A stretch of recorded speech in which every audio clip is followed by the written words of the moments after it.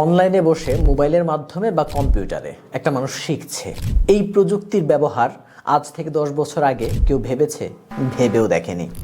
সেখানে একটি প্রতিষ্ঠান, একটি না একাধিক প্রতিষ্ঠান যারা কিনা শুধুমাত্র এই এডুকেশন টেকনোলজিকে কেন্দ্র করে কিন্তু তারা গ্রোথ করছে এবং বিগ কোম্পানিতে বা জায়ান্ট কোম্পানিতে কিন্তু পরিণত হচ্ছে। তো এই এডুকেশন প্ল্যাটফর্মের টেকনোলজিকে ব্যবহার করবার জন্য কিন্তু আগামী বিশ্বে অনেক বড় সুযোগ সুবিধা রয়েছে।